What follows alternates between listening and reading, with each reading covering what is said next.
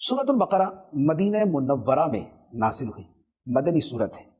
اس کی 286 آیتیں ہیں، 286، اور اس کے 40 رکوع ہیں۔ یہ سورہ مبارکہ قرآن مجید کی سب سے لمبی سورت ہے، سب سے بڑی سورت ہے اور بہت سی فضیلتوں کی حامل۔